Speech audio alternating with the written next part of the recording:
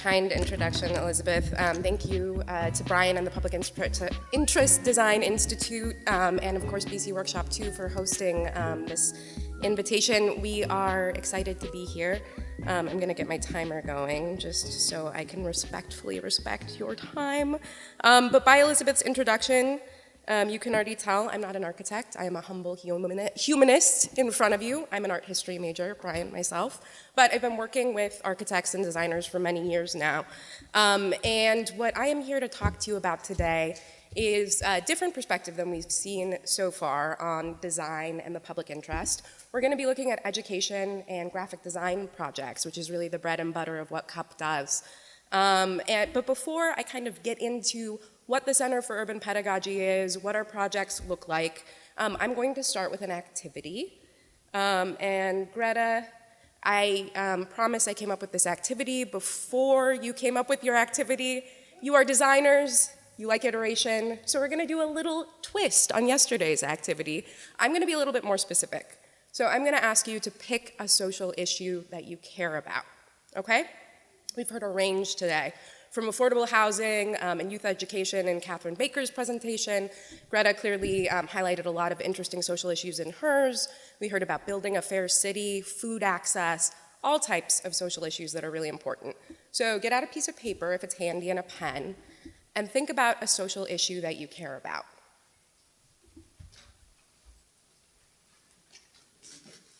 Once you've got that social issue in mind, imagine that you want to work on a social impact project related to that issue, okay? It can be anything. While you're doing that, ask yourselves these questions. What steps would you take to get started and to make it happen? Once the project was complete, how would you know if the project was successful? Okay, so I'll give you 3 or 4 minutes to write about that, and then I'm going to ask you to share with someone sitting next to you.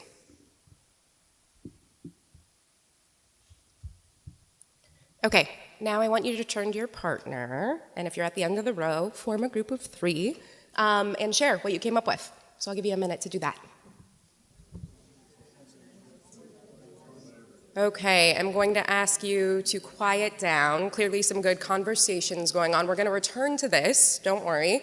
So keep this in mind. Hello, back here. I could do the teacher thing. Do you guys know the clap once? It works really, really well, but we won't have to do it now because the room is quiet. You guys did what you were supposed to do. Very good. Anyway, okay, so we're going to return to this, I promise. But what I'm going to do first is tell you a little bit about the Center for Urban Pedagogy, or CUP.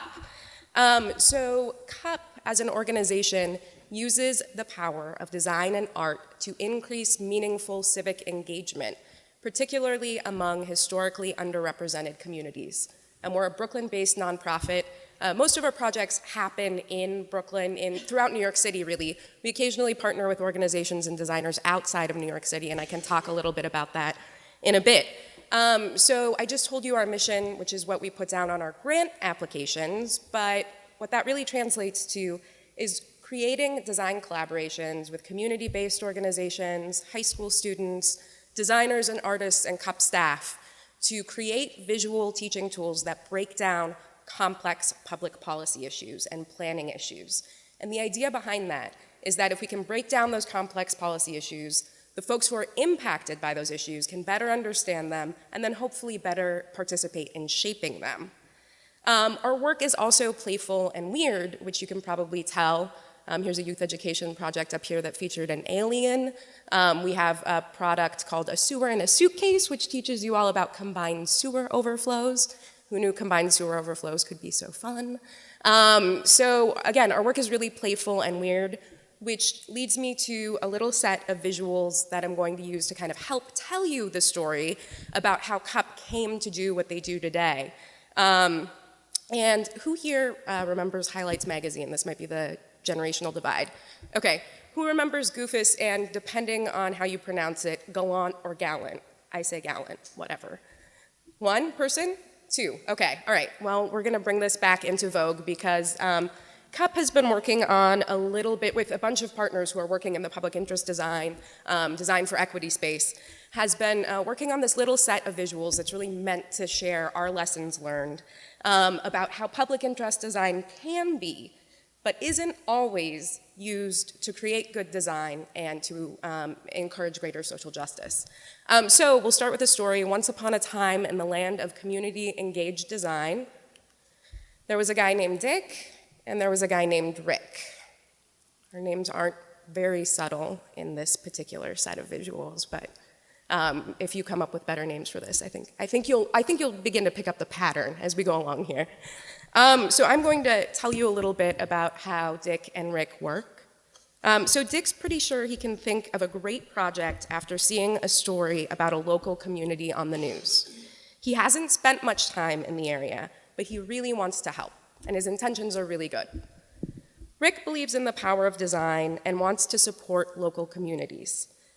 He seeks out people in a nearby community to find out what's important to them. So I'm going to tell you a little bit of a story about how Cup learned the difference between working like Dick and working like Rick. And I'm going to start with a failed project because failures are very important to learn from, right?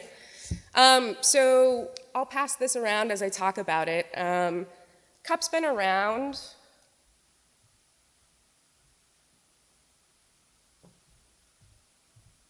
Cup's been around since the mid-90s. It was a much smaller organization then. And this particular project was actually from the mid-2000s when President Bush was talking about partially privatizing Social Security. There have always been policy wonks and design nerds in Cup's offices. And so when this happened, the immediate reaction from Cup staff was like, this is a perfect opportunity. No one understands how Social Security works. And the change in this policy is going to have profound impacts on people, right? So Cup staff had a lightning bolt. We'll create this publication. We'll explain what Social Security is and the impacts of this policy change. And you'll begin to see some of the DNA of the projects that I'll show you here in this particular project, which is using graphic design and communication design and simple visuals to really break down complex topics. And it's also a print project, very much still a part of our DNA because that's what community groups and organizers still need, right? Access to print materials, an easy way to get things out to the community. And it's a good project. You know, there's lots of good stuff about it, right? There's even this super cool poster side. There's a quote from FDR on why Social Security is important. The design is kind of weird. Maybe, you know, you'd hang it up on your wall. Maybe that's a little optimistic. But anyway, it's a fun, weird project. But when we got to the end of the project and it was time to get it out into the world, we had a big problem. Can anyone guess what that problem was? We had no way to give it out. No one to give it out to? We had no way to give it out. Way to give it out. Same issue, absolutely. No one had asked for it. We had no way to get it out to the communities that could potentially use the project. It was a self-initiated project, right? It was kind of came out of daydreaming in the office without going into the community and figuring out what would be useful to them. So absolutely, that was a big problem. So we reflected on our model at that point and came up with a new question. So we had resources to share. We had good relationships with graphic designers and artists. We're good facilitators. We can write. We can work with community groups to break down these complex problems. Our new mission became, how can we take our resources and share those with the community groups that we met in the process of putting this project together? How can we become a resource ally to those groups so that instead of us setting the agenda, we say to them, we'll work on your project, not we'll work on our project. We'll bring our resources to you to help you work on your project. And that was a new way of working for us, and it really influenced the model we use across all of our programs at CUP today. So if we go back to Dick and Rick, we'll see the strategy in action. So Dick starts his site analysis. He doesn't talk to anyone. Rick, on the other hand, listens to residents at the neighborhood meeting and finds out they're concerned about parks and listens to their stories. He learns that Residents for Parks, a long-standing community group, has been working on improving a park for the past 5 years and asks if he can join their efforts. So today we use the lessons learned from that failed Social Security project to try to work a little bit more like Rick. And it's a formula we use, again, across all of our programs.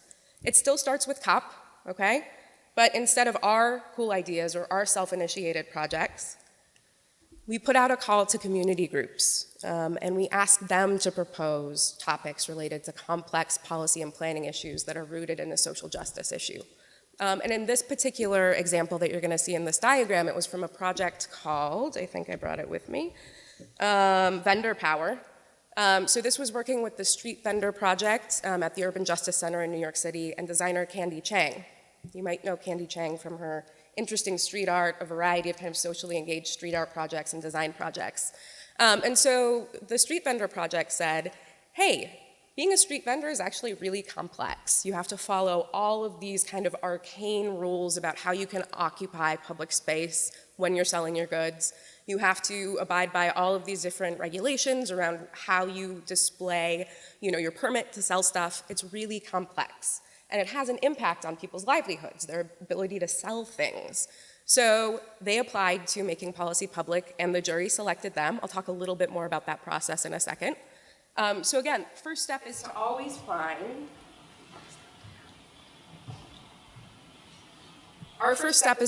find, people living, working, and going to school in communities impacted by social justice issues. And then we bring in the visual thinkers, the magicians, folks like yourself. This could be a designer or an artist or an illustrator, folks who are really good at breaking down complex information. And it's always these three groups at the table together, okay? So it's not a matter of, in a lot of design processes, particularly graphic design processes, you'll kind of see content thrown over the fence, right? And the designer takes it and does something with it, and maybe if you're lucky, that happens a couple more times. Instead, we're all at the table together working through the content. So we expect the designers on our project teams to learn the content, and we expect the community groups that we're working with to start to learn the language of design. And we are the facilitators in that process. So we all work together, and in the end, we come up with this visual tool. But we know from the Social Security project, it doesn't end there, right? Where it really ends is at distribution, actually getting the tool into the hands of people who need it. That's why it's critical for us to find community organizations who have direct access to their constituents. And that's part of our model as a resource ally. They're the experts in reaching the community, right? They know how to do it well. They're the ones organizing every day in the community. So we partner with them in order to really take advantage of their capacity and expertise in getting this information out to people who need it. So the lessons learned, the failures and all, started to form this program that we call today Making Policy Public. And I'm going to say a little bit about the kind of practical way it works. So every year we put out a call to community groups and advocates, and then to designers and artists. And we ask the advocates to propose a topic related to social justice. And I'll show you a little bit of the criteria that we use to select projects in a second. And then we ask designers to provide a portfolio. And again, we're always really looking for that skill of breaking down complex information. And also, hopefully, an interest in public interest design, right? But that's not a prerequisite. In fact, it's great when folks come to us curious, wanting to know more, having never worked with a community group before. It always helps, but it's part of the educational process. So one of the outcomes of this process, so we want to increase designers' capacity to work with community organizations, and then we want to increase the advocates and community groups' capacity to work with designers so that they can kind of bring those skills forward into their future projects. Another piece of our selection process that's unique is we always rely on a jury to select the projects. So this kind of goes back to another fail-safe against us sitting walled off in our little office in Gowanus in Brooklyn and thinking like, oh, this sounds cool, like we should work on this project. We always defer to experts, and on each jury, it's always 2 advocates and 2 designers. And again, that's a fail-safe so that we're looking to others who are experts and leaders in the community to help us identify projects with impact. And I think that can look a variety of ways, depending on the design process that you have. But it's the, Brian, your example of asking the banker, right? Who are the experts you're bringing into the process? And who can help you make informed decisions about the projects that you're working on? This year we had an excellent jury, the advocates. So this is Denise Miranda from the Urban Justice Center, who works on, I'll show a project that we worked on with her at the end, but she works on access and legal representation for folks in terms of public assistance and cash benefits. Down here is Vince Warren from the Center for Constitutional Rights, so a really interesting, storied organization that's been working on civil liberties for many, many, many years. Up here on the design end, we've got Abbott Miller, who's a partner at Pentagram. And then down here's Ping Zhu, and Ping actually did the illustrations of Dick and Rick that I'm sharing with you today. So that was our jury. It's also really important to us that we make visible women designers and advocates, and also people of color. That's something that we have to always be conscious about in our selection process. And as you all know, that's harder in the field of design, right? Where underrepresentation of people of color, and in some cases women, although I think the point was made, maybe Catherine in your firm, that you have a lot of women who are interested in this kind of work. So that's something that we see too, but it's something that we have to kind of bring a conscious, we have to make sure that that's a goal of our selection process and that we're representing the folks who work in the communities that we serve. So a little bit about the selection criteria. So this is just an excerpt from the criteria that we ask the jury to consider when they're selecting proposals from community groups. And I'm not going to read all of them. I just wanted to point out that we have criteria, which is important, I think, and that's why it was nice to hear about the seed evaluator process. So before we even start a project, we've got an impact in mind, right? It's not always the same, and depending on the type of projects you're doing, it won't always be the same. But we do have an idea of where we're moving, right? We're starting here with the community group that we're working with. We know that we want to help them explain a complex issue to their constituents. So we know, we've learned a couple things, that topic has to be really concise and clear. They have to have a clear vision of what they're trying to explain to their audience. They have to have the capacity to get that guide out to people. So that's another thing we look for. And then there are just the more practical things. These projects actually take a long time. This is always shocking to the community groups that we work with, but this can take 8 to 10 months. It's a long process with a lot of iteration and a lot of collaboration. So we want to be really clear about that from the front. And I think that that's something I'll probably return to, is being really clear about setting expectations of engagement with the folks that you're working with, right? So everyone's on the same page. And I'll talk a little bit more about that in our process in a bit. I forgot to say, I'm going to leave plenty of time for questions at the end, but if you want to shout anything out, please do.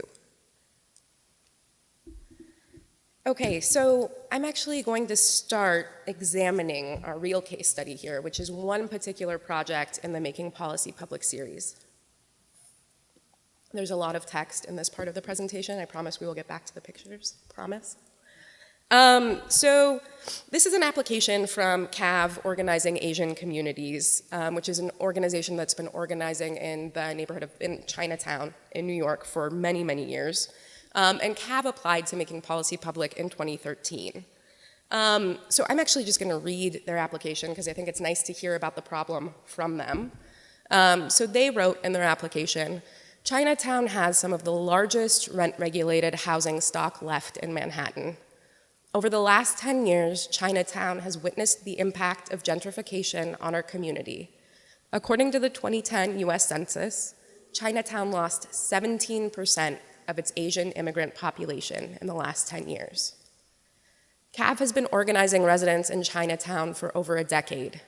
We still find people coming to our offices every week with basic issues and don't know what their rights are. Because of the migratory nature of the community, many people are employed outside of New York City for a part of the year, and because many people are recent immigrants, most people do not have an understanding of rent regulation, of what rent regulation is or how to protect themselves. Therefore, we find that people come to us only after receiving an eviction notice from their landlord.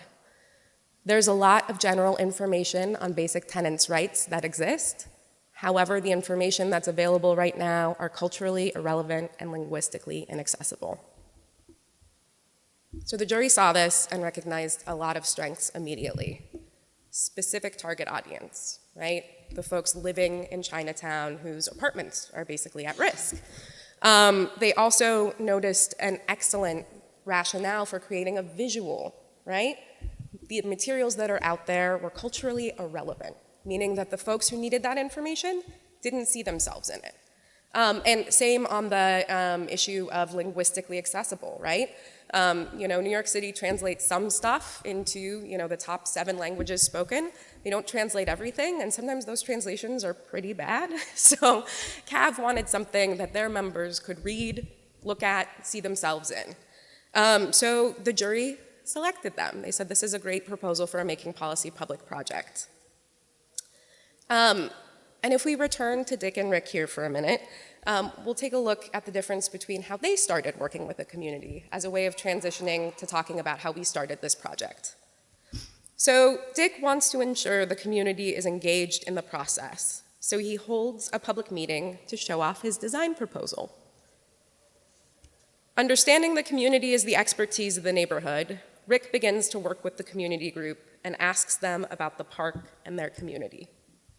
So what's happening here? What dynamics are at play?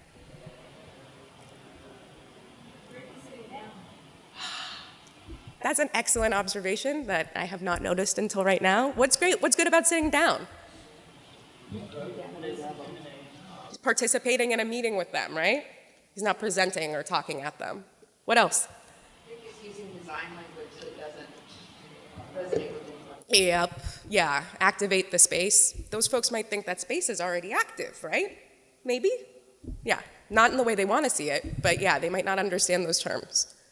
Perfect, so you're starting to kind of... He made a lot of decisions.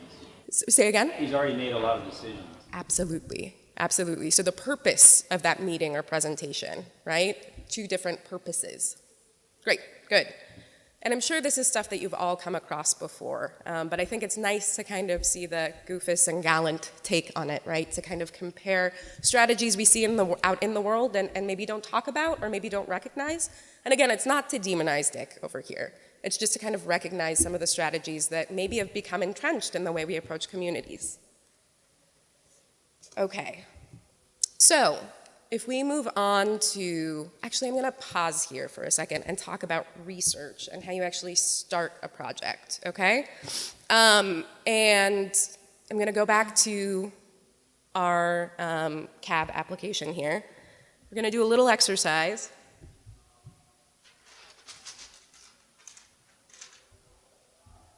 I did not check my supply levels before I got up here, so you'll see a very faint power analysis map in front of you, which I will describe. But what I want to do is start with a tool that community organizers use as a way of kind of thinking about visual tools that organizers use, both as a way of building empathy for their process, but also thinking about how you can kind of get a sense of the landscape that you're entering when you're doing a public interest design project. Has anyone done power mapping or power analysis before here? Yeah. Do you want to, how have you used it before? I maybe think it's really different, but I'm thinking of like a statistical G-power analysis. Oh, wow, I told you I'm an art history major, no stats today, friends. But great, cool. Brian, how have you used it before? So just as a sort of check on the process, I mean, maybe more, I would say more the horizontal line. A spectrum, yeah. So what we have in front of you, and you can do it that way as well, and this is not prescriptive, right? It's just one potential tool you could kind of use to understand who the community groups that you might be working with, how they see the world. And what we have here is an axis. We've got decision maker at the top, and we've got no influence at the bottom. So this is really about power. And then we've got with us on the far left and against us on the far right, okay? Why talk about power? Let me throw that out to you. Why talk about power at all? If you want anything to happen, you have to have people that have power to make it happen. Yep. So to repeat that, if you want anything to happen, you have to have the people in power help you make it happen, right? Also, big, obvious statement of the day, power's real, right? And these are things that community organizers, all of us, encounter every day. The power dynamics shape how the folks and communities that we work with, how they can work and how they have to do their work. So imagine a tenant organizing campaign, and if this is difficult, we can talk through it. But imagine a tenant organizing campaign. It could be in Chinatown, it could be here, it could be anywhere. And we'll just kind of scratch the surface a little bit here to try to kind of get a sense of the landscape. So we've got a group like CAV who's organizing on behalf of tenants' rights, right? They want to increase the rights of tenants and maybe strengthen those rights. So who do we think the decision makers are in that landscape? Who's all the way up here? The landlord. Landlord. And what do you think about this access? With us, against us? Could be, right? The bad landlord, if I may be so bold. You just put them on the witness side. Oh. Over here. But maybe there are some good ones, right? Right? Okay. Who else? Who else is up here at the top of the decision-making axis? Policymakers. And where are they? We'll say middle ground. Middle? Okay. We'll be politically correct. Great. Who's all the way at the bottom? And where are they? With us. Probably over here.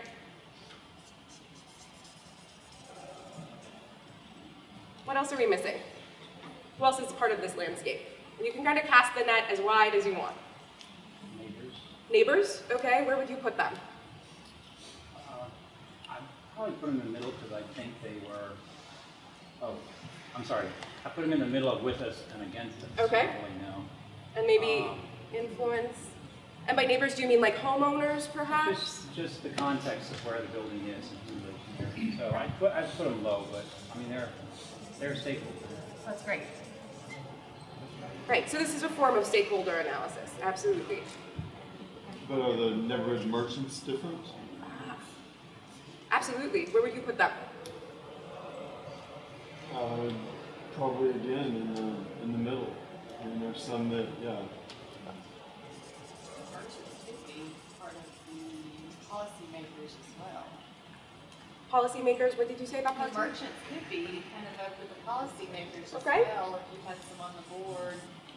So or they might, depending on who you're talking depending on to. who, Yeah. Absolutely. Who else? Yeah. Homeowners Association. Where would you put them? Policymakers. All over the place. All over the place? Yeah. They're as much policymakers, but they're going to be against the project. Status quo. You get employers. Ah, Do they have more power? Homeowners associations, do they have more power? are you asking, do they? Yes. That's a good question. So you're saying that they've got more power, or they may be further down on the spectrum? No? They have I Okay. think they're decision makers. Okay. There's just a lot of inertia. Right. Right. But employers, and they're gonna be with us because they don't wanna have to pay more money in order for them to have to live in. Interesting. Okay, so employers concerned about having housing for workforce housing, That right? and Okay. affordable housing, then they don't have to pay more. Yep. So, and they're probably somewhere maybe over here. Okay, we'll stop there. We won't do the full, that is not a full power analysis, friends. But again, just a visual tool to kind of help map the landscape and help to understand the stakeholders in this community that you may be entering, that you may not, and you don't have to know everything about a community to work with a community, right? You don't have to feel paralyzed, right, by your lack of knowledge, but the gesture of using tools like this to kind of understand the community that you're going to be working in is a really important, can be a really important first step.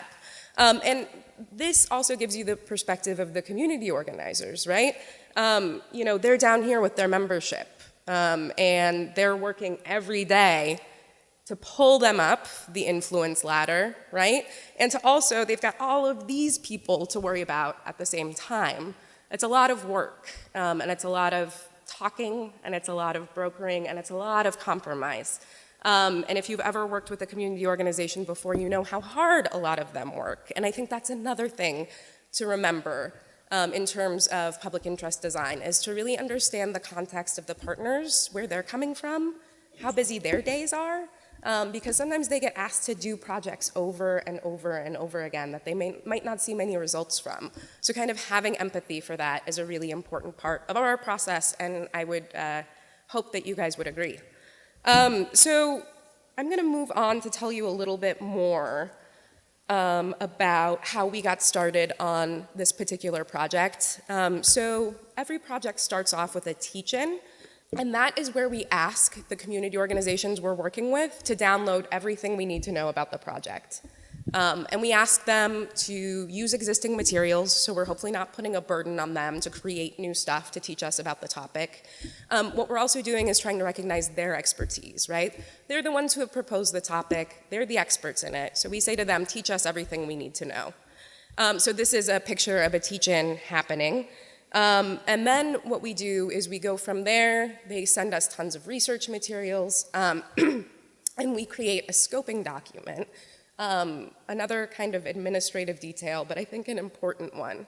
The scoping document is an ugly Word doc that has a bulleted list of all of the content that's going to go in the project. And even though we're talking about educational tools and graphic design here, I think it applies across the field as a consensus building tool. So making sure that your partners are on the same page and you're setting expectations with them along the way. Saying, here's the content, did we get it right? We're all on the same page, right? This is the content that's going into the project. And that way you can hopefully build some clarity and accountability and transparency into what you're doing, and everyone's on the same page as they move through the project. Okay, now I'm going to tell you a little bit about the project itself and the content. And I'm going to check my time. Plenty of time. So this is where a lot of our projects begin. This is policy in the wild. How's it look? Yeah, it looks terrible, right? It's not user-friendly at all. Really, the only people who can use it are lawyers, successfully, right?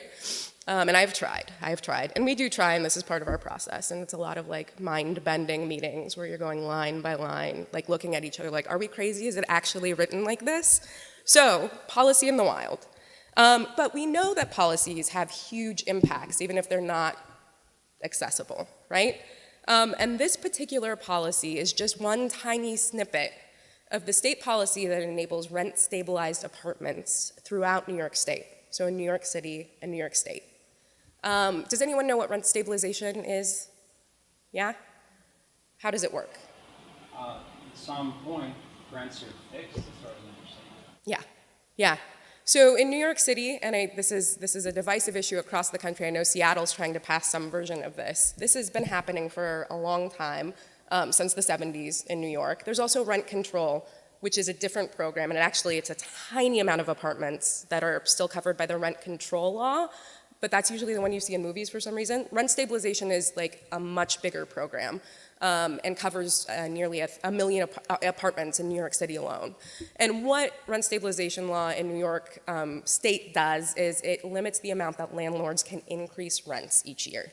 So the Rent Guidelines Board meets once a year and they say, okay, only 2%, that's it.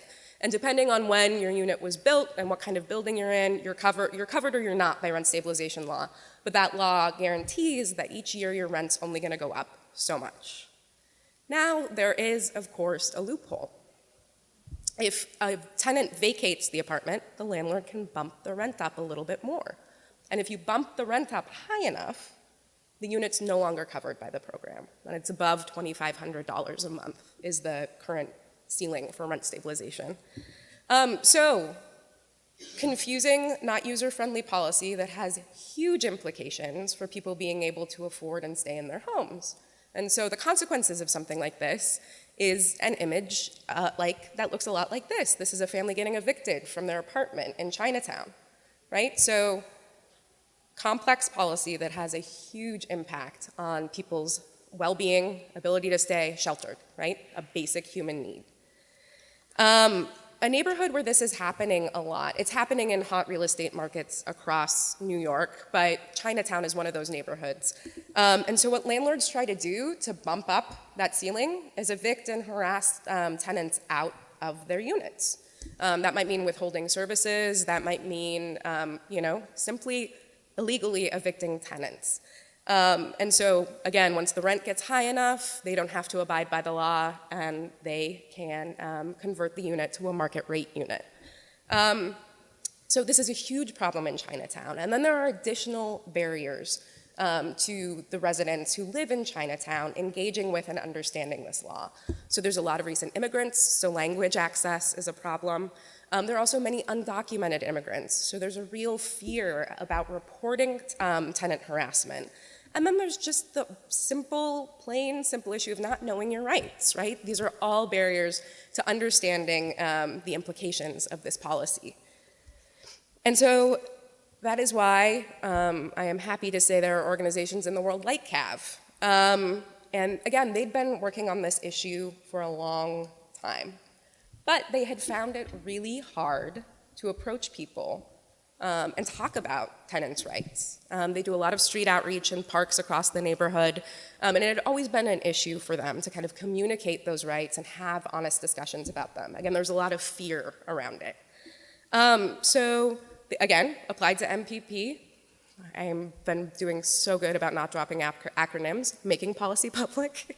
And so they applied, and again, the jury selected them, and we got to work. So here is a really good representation of our process. Right here, we've got Jason, who's an organizer with CAV. In the middle, we've got 2 of CAV's members, so it's not just the community organization's staff, but it's also their membership and the constituency that's at the table. We've got 2 members of the design team that worked on this project from a studio called Intra Collaborative. And then here's departed staff member, still part of the Cup family, Sam, right here. I'm also going to highlight food. I think I heard someone else say this before, but if you learn one thing, bring snacks is the biggest lesson that I can teach today.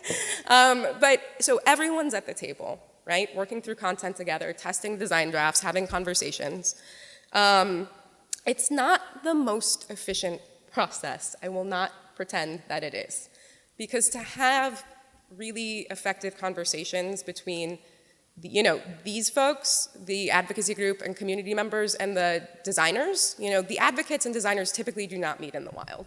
Therefore, they do not speak each other's language, and so it's a lot of translation. And that's part of our role.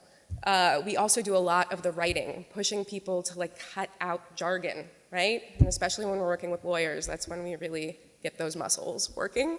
And we do art direction too, so we're pushing the designers to always think about things like information hierarchy and making things as clear as they possibly can be, while also leaving room for experimentation, right? So we want to honor the artists and designers who work with us and their desire to experiment. So again, not the most efficient process. These projects typically take 8 to 10 months, which can be surprising. And we have other programs one other program in particular that's designed to do smaller projects on a quicker turnaround time, and I'm happy to talk about our other programs at the end of this if that's of interest to you. So, what I want to do is return to old Dick and Rick here and pause and talk a little bit about money and budgets, everyone's favorite topic. So each Making Policy Public project costs about $25,000. That's inclusive of production, staff time, overhead, soup to nuts. And that is all underwritten by grants and donations. So we're a nonprofit, we're a 501c3, so it's done through fundraising. But I wanted to also talk about how we conceive of and implement compensation for folks on the project team for a second. And what I want to do is look at this little scene here and see how Dick and Rick manage their project budgets. So Dick doesn't really think about the budget. There isn't much money, so he gets an unpaid intern to help with the work. Rick knows the budget is tight, but wants to make sure the community's time is valued. And he knows that paying his intern will make it possible for someone from a less privileged background to move up in the design field. What's happening here? was gonna say Rick's eyes are open and Dixie's. Oh, nice. Yeah, totally. There's some body language happening in the upper left there too. Yeah. Yep. What kind of power dynamics are embedded in this? There's mentorship. There's mentorship on the bottom.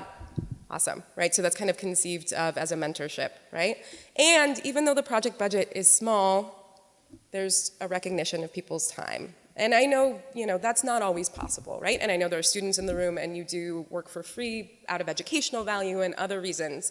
But I think it's always important to bring money and compensation up because if for this work to be sustainable and to continue to happen, and I know this is a big part of SEED too, we have to figure out ways to at least recognize people's time and bring money into the picture. And I'll say a little bit about how we do this. This is something we're always struggling with. We always want to raise more money to pay folks, but just in the interest of transparency.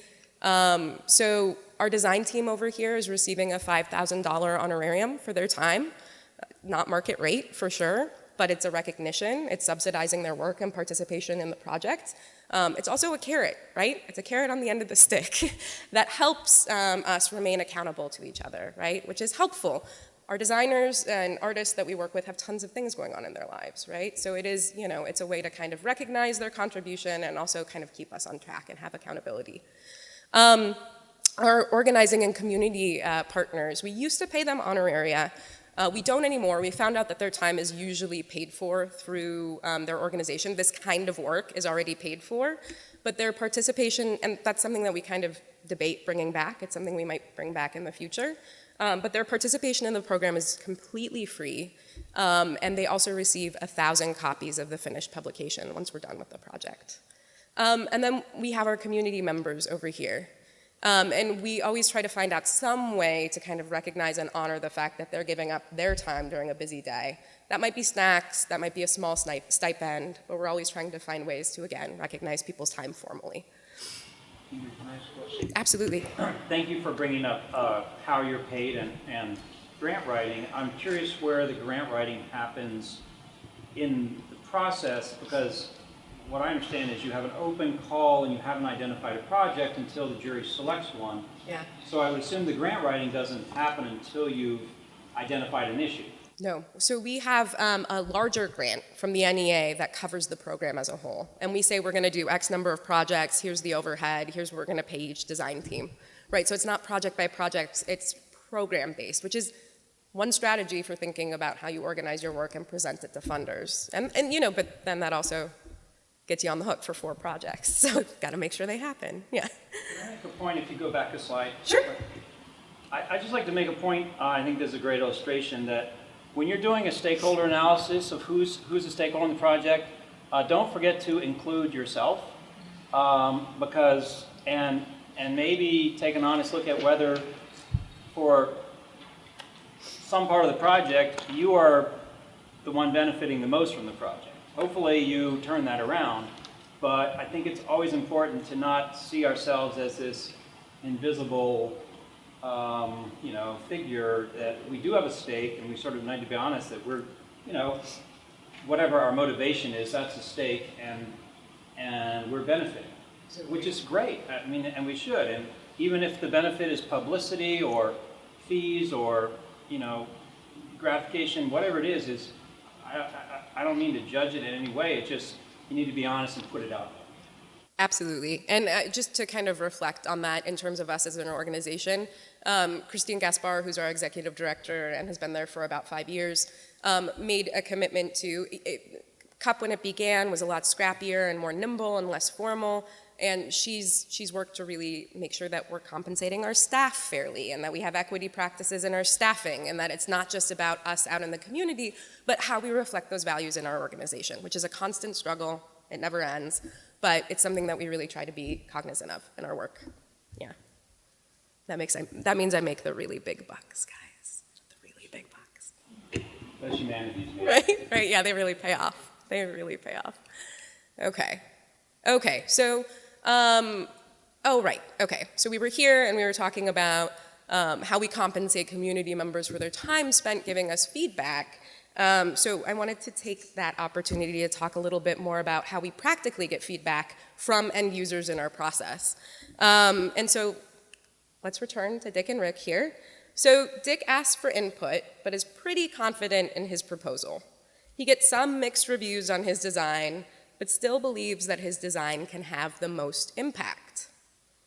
Rick spends a long time hearing from residents who don't all agree with each other.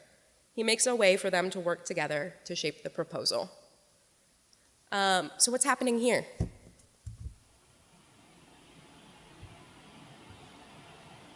Disconnection from the community versus a connection to the community. Can you say a little more about that? Well, with Rick, it's been the assumption that this is what they need and I'm going to make this happen and this is for your good.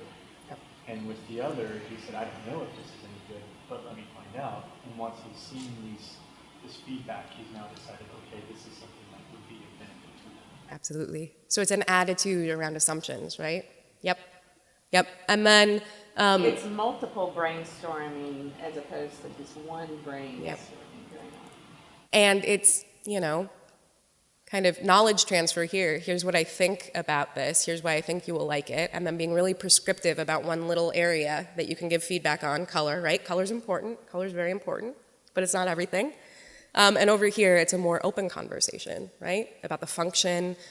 Even over here, like big picture questions, like let's get the youth leadership program involved. It's starting to catalyze some connections and interests across the community. The wording he chooses too is different. Yeah. More of a question to get feedback. Absolutely. How you're asking questions and how open you are and how you're phrasing them. Well, actually, Rick's not talking at all. He's only listening. Yes. Excellent observation. Yeah.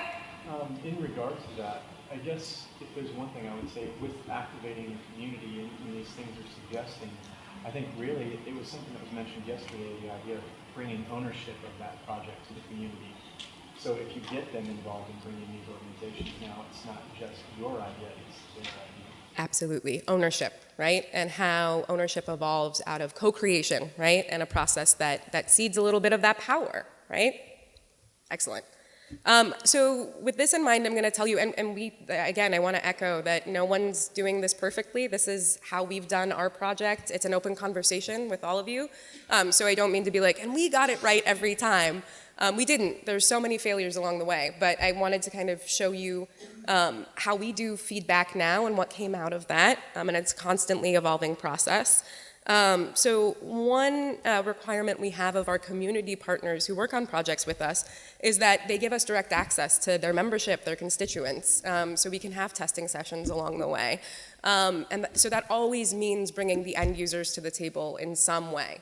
And that could be in quick intercepts with folks. We work with a lot of direct service providers, so if it's not too intrusive, maybe we capture people on their way to meetings, to more formal kind of focus group style feedback sessions, which is what's happening here with the CAV project. And some of the hardest work is just getting people to feel comfortable giving feedback, right? Because, and I'm sure you've experienced this before, some community members simply will feel like they don't have anything to say. They don't know how to talk about design. And so it's really important to laugh. And when, the graphic designer you're working with is like, what do you think about the typeface? Be like, he means like what the text looks like. And, laugh and make people feel comfortable. And, ask obvious questions. Model that so that people feel comfortable asking the questions they have. And so one anecdote out of this particular process. So you see right here, these are CAV members looking at an early draft of the project that I am talking about. And at one point, so they were looking at this this was the poster side of the project. And Jason, the organizer with CAV, who was working with us on the project, was translating in Cantonese for the members. And he looked really uncomfortable at one moment in the process. And he was like, I don't know how to say this. And we were like, no, please, we need honest feedback. That's the only way we can push the design forward and make sure that it really speaks to your audience. And he was like, the members say it looks too Chinesey. And the designers were mortified, right? They were like, oh my God, what did we do. And if you notice up here, like, this is kind of like a pagoda-looking roof, right? For you folks who have been to Chinatown, that's not what apartment buildings in Chinatown look like, right? They look like New York apartment buildings, brick facades, multifamily units. There are not many of those style of roof. Also, like the overwhelming red and yellow color scheme, they were like, we get where you're coming from, right? But you kind of brought your preconceived notion of what Chinatown looks like to this project. So we all got over our discomfort, laughed about it, it was fine. And we had that uncomfortable conversation. It ultimately pushed us forward to a better project, right? A project where folks actually see their neighborhood reflected in the design. So here is what we came up with. And so I'll show you some images of the final project, and also, actually, I'll pass it around. I'll start over at this end of the room this time.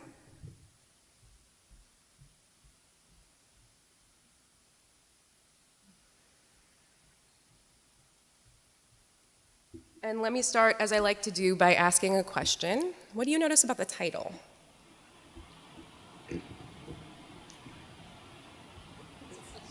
It's a question. And what kind of question is it? What the topic is about. It's what the topic is about, yeah, but it's not rent regulation law in New York City for people who live in Chinatown, right? Which would have been like a really awkward way of having this conversation that Cav wanted to have. Yeah, so through testing and through talking to people about their entry point to understanding the topic, we realized the question they're asking themselves is, why is this neighborhood getting so expensive, right? That was their starting point. And so we were trying to think about, okay, from A to B, where are people at? They start with that question. And then hopefully as they go through the guide, they can get to a point where they have enough information to really understand their rights as a tenant and then assert those rights. So you will see no more pagoda-style roofs here, real New York City apartment buildings. And again, it's kind of hard to read on slides, but I've got a couple more copies, and there's one circulating right now that you can take a look at. I'm just going to point out a few of the visual strategies that we used and that the designers pushed us to think about and that CAV's membership really responded to. And one of them is one of them is leading with Chinese. So it's bigger and it happens first because that was our audience, right? So translation wasn't an afterthought. And just one tip, if you're working on outreach materials or education materials, talk about translation early on because it impacts the design, right? It takes up more space and it'll really, kind of challenge the way you think about how information is laid out on a page.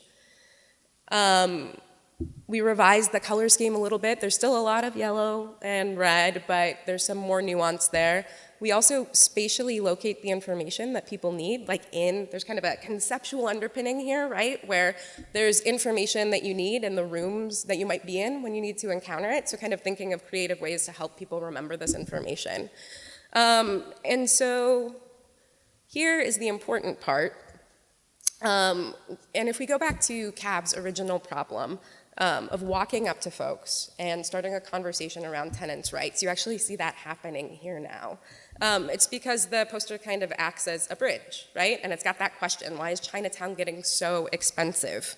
And so you can see street outreach happening in Chinatown. These are CAV organizers and volunteers in Sarah Roosevelt Park in Chinatown, getting the poster into the hands of users. And it's been a successful project. We're really proud of our partnership with CAV and Intra Collaborative. We had a community organization in San Francisco approach us to see if they could have their own version. It turned out rent stabilization law in San Francisco is not that different from New York City, so we were able to create a version for San Francisco. And this was an organization that does a lot of organizing in the Latino community, so we had to have that conversation and make sure that we were testing that with end users to change the visuals and make sure it felt culturally relevant. So we did that. It was some extra work. We don't always do that, but we were kind of happy to have the opportunity to do that with this project. And then we also received a grant from SAPI to do a subway campaign. So we translated the information that's in the guide into a poster that was in subway stations throughout New York City. So a different medium. We're kind of thinking, we're always trying as an organization to think about different media that we can work in. And then that also underwrote the production of, and I've got these two here, a Spanish version for New York, and I'll pass these around.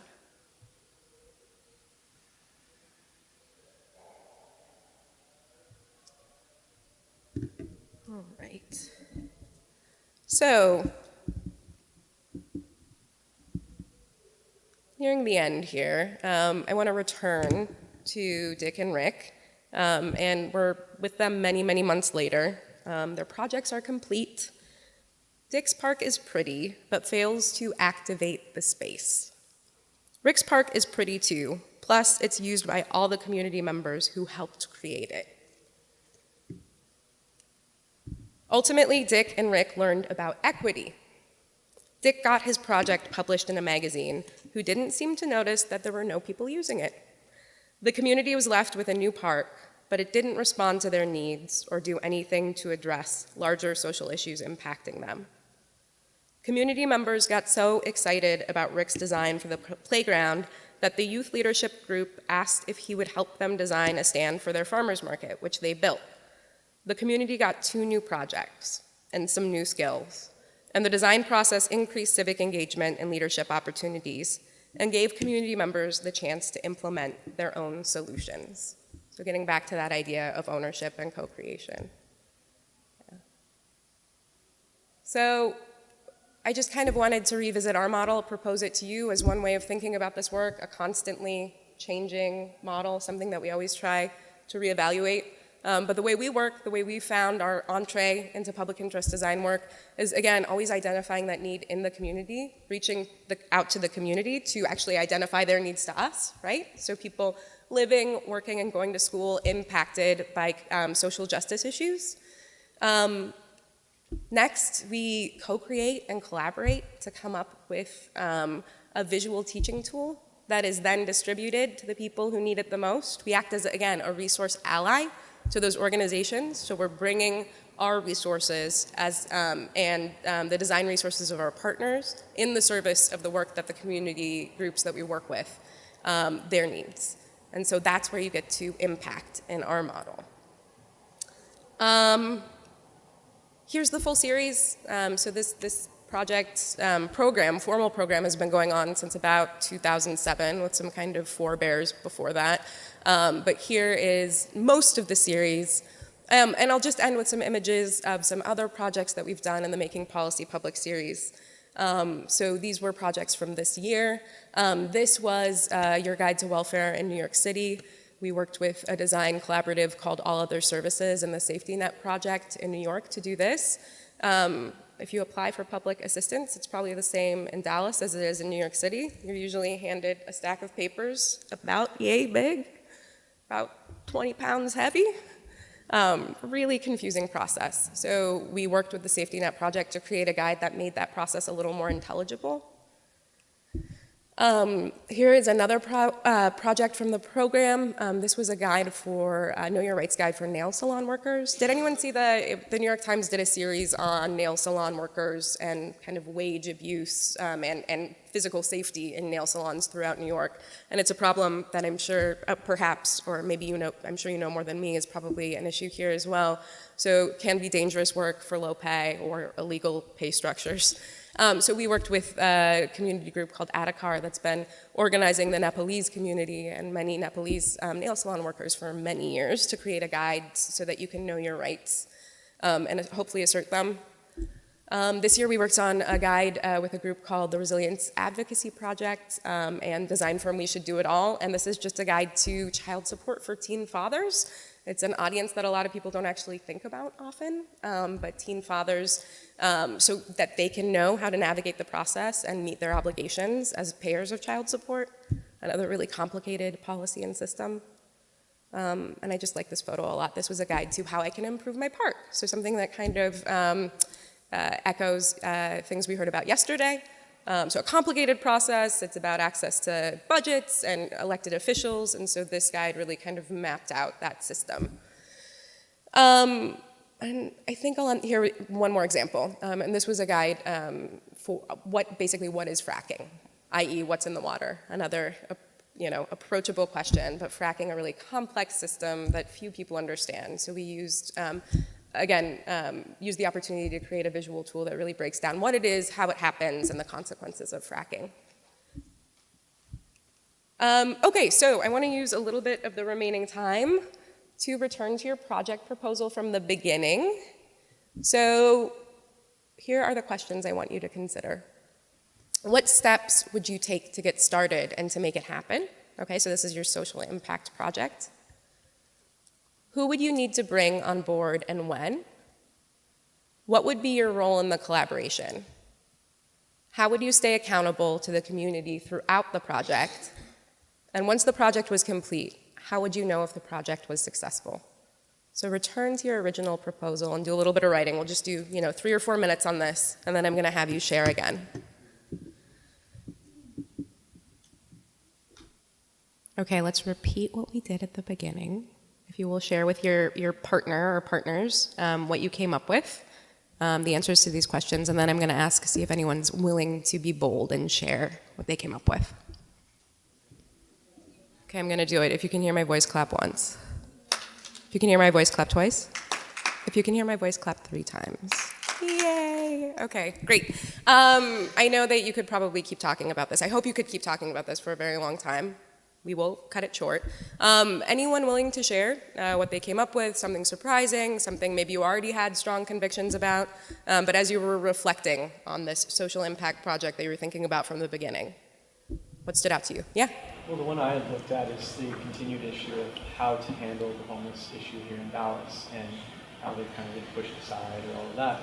And so the solution I was trying to find is a way in which to engage with policymakers, those that deal with infrastructure, civil leaders, in finding a solution in which we can give them a place to be without them kind of being pushed off and pushed away, and something that the community can be happy to have there. It's not going to be unsightly to them or problematic, but in that structure, looking at ways on how we can involve not just policymakers, civil leaders, the community who may be against it, but also the actual homeless, of having them bring an input of what would they need, what would they want in something being placed there for them. And in looking at that, one of the things I was thinking about was kind of ways of accountability with that. And so for me, it just seemed a very simple thing to me. Everyone is showing their progress as we go. Here's what I've done. Here's what we haven't gotten done yet. Here's what's still needed. Here's what we've accomplished so far. Those kinds of things. And I think really for us, looking at the project, I think the success would really be pretty obvious. Have you come up with a solution in which your homeless community has something that's going to care for what they need in that, and something that the community as a whole can look at and say, okay, this isn't problematic for us, we're okay with this, so that there is a livable means for both to be within that same community and not have this constant enmity.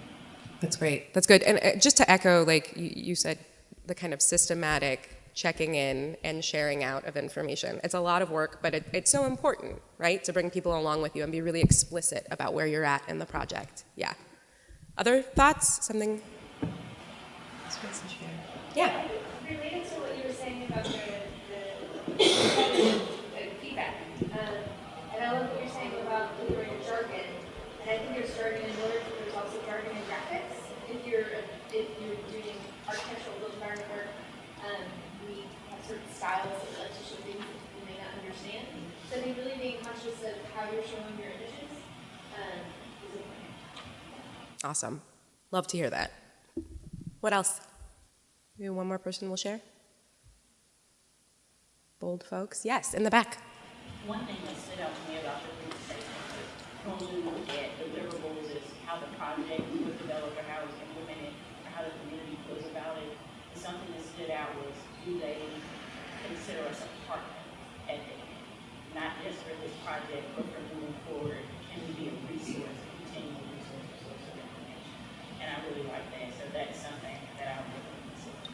So about building partnership. Thank you for that. If that stood out in the presentation, that makes me feel really good because that's a value of ours for sure. Yeah, that's great.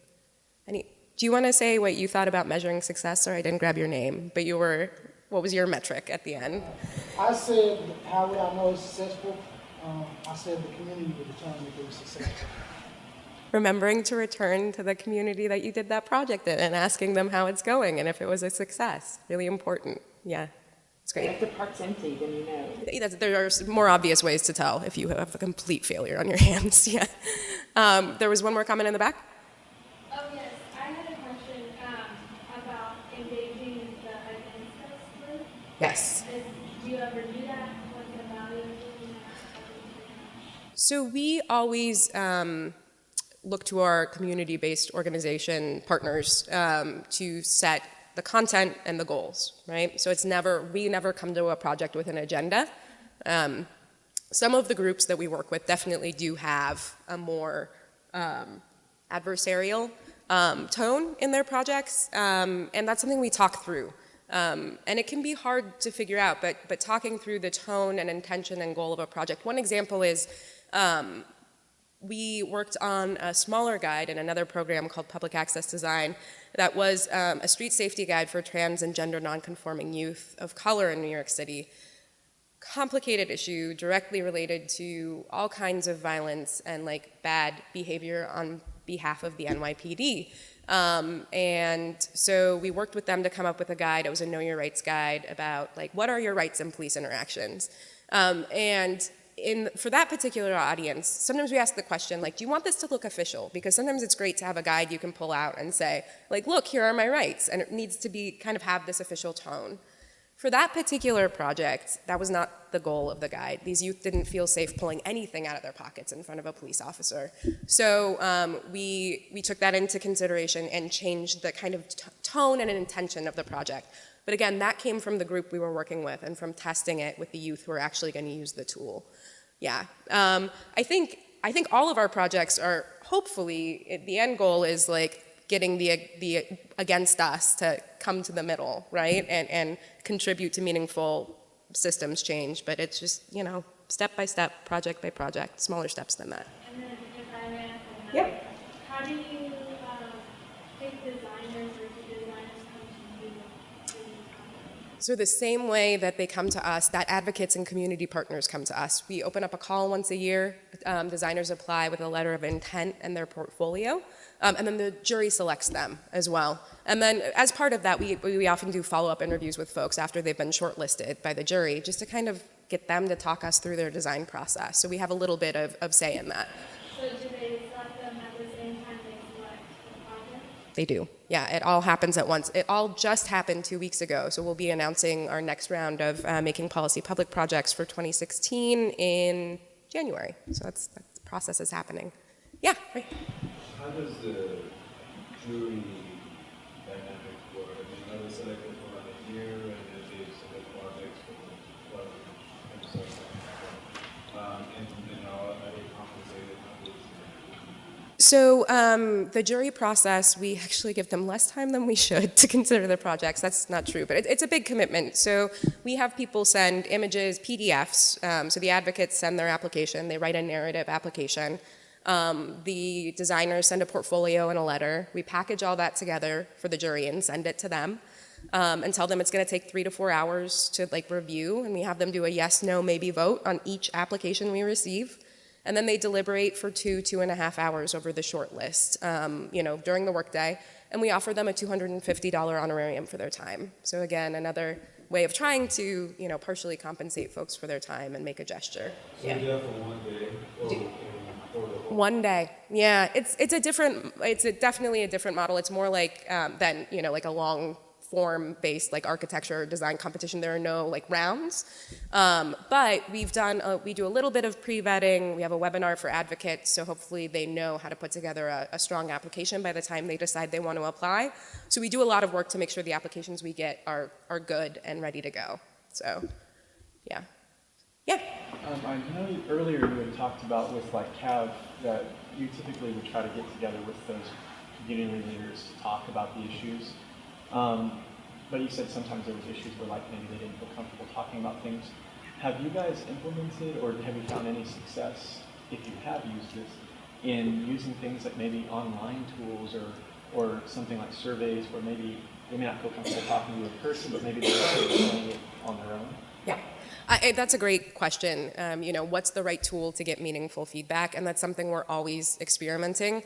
I've found that a lot of, like for this kind of work in particular, sitting down with 1 to 2 people and just having a conversation is a really effective way to get good feedback. Surveys can be great. It's harder. Again, like thinking about like accountability and follow through, it's so much easier to be in the room with someone and have a conversation with them, and you'll get that feedback. But we're always looking for kind of new strategies to get really good feedback on projects. I think the one-on-one interaction is really important because you can be there to say, oh, type means this, or you can also capture things. I mean, a good example of this is like by talking through things. Sometimes, actually, Greta's exercise was great, right? If you can't articulate something, if you can find an image of it. One project we worked on, which was about governance and public housing in New York, the color scheme, and I don't know if we could have captured this in like an online tool, because we really had to have a long conversation. The color scheme happened to match the New York Housing Authority's color scheme. And we hadn't picked up on that, right? So it looked like NYCHA had actually made this publication because it was their color scheme. And it was something that just didn't really occur to the designer or to us until we sat down, and they were like, the community members we were testing it with, they were like, there's something off. I can't put my finger on it. I can't put my finger on it. We talked about it, and then finally it was like, oh, right. This is actually their color scheme. This makes it look like an official document, which seems obvious. Sometimes obvious things are not obvious, right? Anyway, yes, sorry.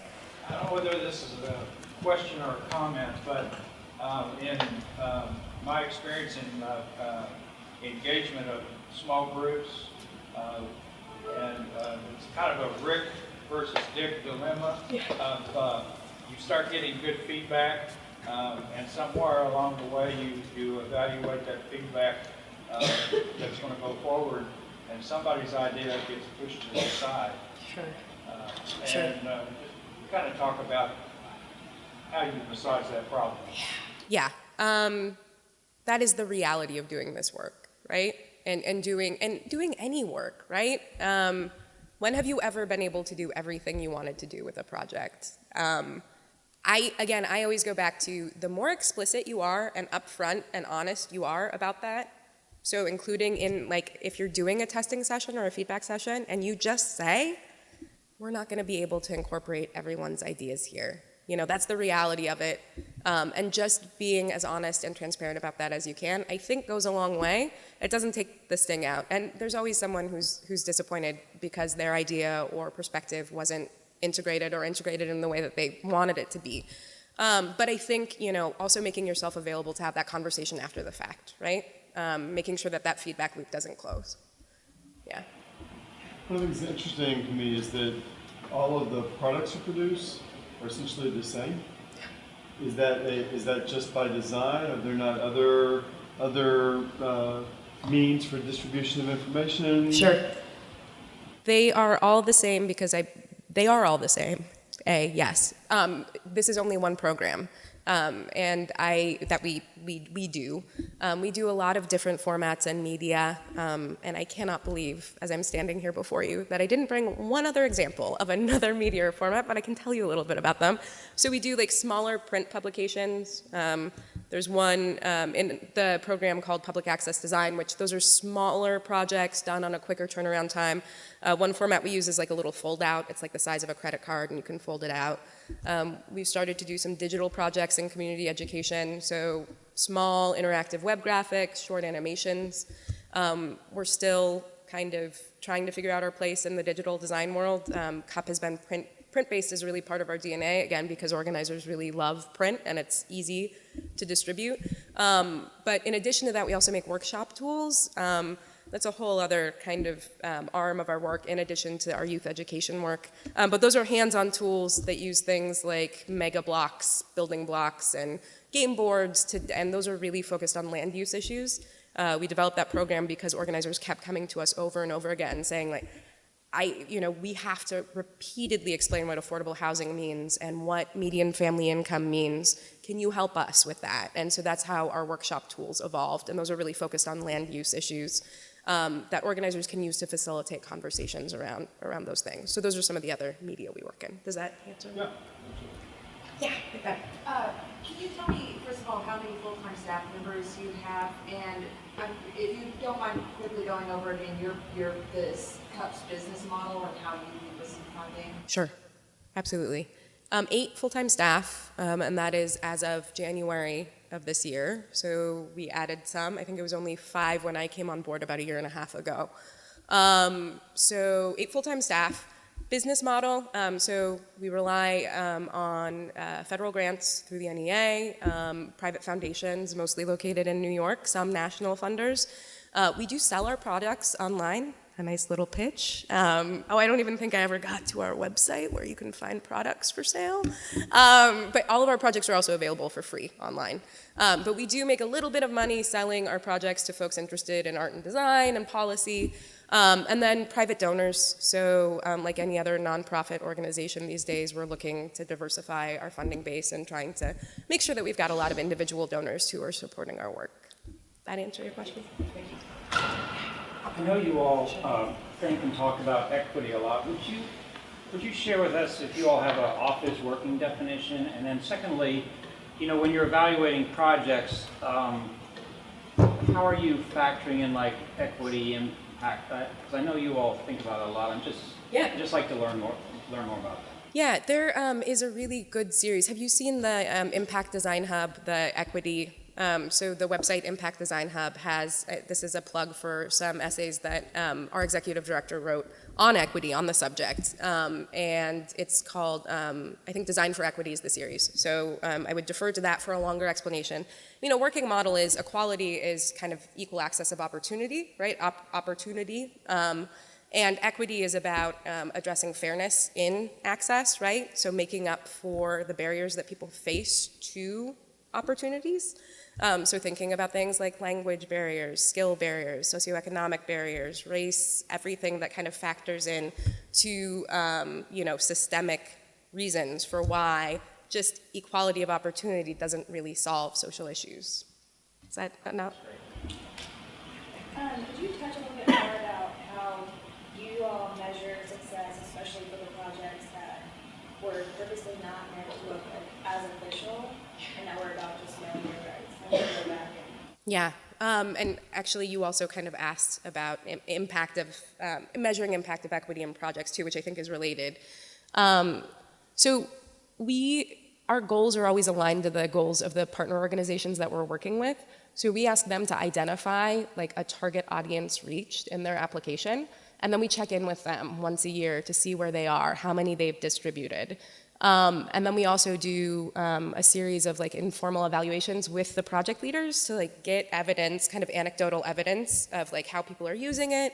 I think that like we're continuing to think about and could be even better about like actually getting in touch with end users. We really kind of rely on our organizational partners to do a lot of that work, but what kind of tool could we build that could kind of help us capture even more information? So that's something that we're continuing to think about and continuing to work on. Yeah. I know you mentioned you were an art history major. How did you transfer from that whole field and area of art and knowing to the field you are in now? Yeah. Did you create your own job description, or? I've just worked a lot of different places. I think I'm impatient, but I'm not impatient about social justice and design. Those are two things that I've always been interested in. And this job was existing before I'm a program manager at CUP, and that was a role that had been around for a while. But I took the art history thing and kind of a love of urban studies, and that's how I ended up working with architects a lot, specifically at the Chicago Architecture Foundation doing exhibitions. So that, and then I wanted to slowly move my career over to a focus on social justice, so it was kind of a natural path. I wish I had a better explanation of what I do and how I got there, but is that okay? Kind of. Happy to talk to you more later about that, yeah. A series of accidents is what I meant to say. I don't know, how are we doing on time? One more question? Has anyone not had a burning question and didn't get to? No? Okay, all right, yeah. Is it burning? It must be burning. Can you talk about the board of directors and how many, what is the dynamic with the staff? Sure. And also if there's any like hierarchy. Yeah. So board of directors, I think we have 10. Do not hold me to that precise count. I should know exactly how many are on our board. They come from a range of backgrounds. We have designers, advocates, a lot of folks. We do a lot of work around housing issues. So folks who are in like nonprofit housing development, a kind of whole range of folks, and some who have been with the organization for a very long time, even when it was, you know, much smaller. And their interaction with us, I mean, there's the traditional way, you know, they review budgets and all of that, but they're also really active in an ongoing strategic planning process that we do as an organization to identify big picture impacts. So they're a really active, fantastic board. What was the second part of your question? Oh, yeah. So we kind of consider the jury one of our advisory boards. When we develop toolkits, the ones that are kind of hands-on and aren't driven by this kind of application process, then we usually bring in some folks to act as some sort of advisory council on the process of that project. And again, that comes out of us always wanting to put checks on our kind of self-interest in the project. So thank you so much. This has been a pleasure. I really appreciate your time. Thank you.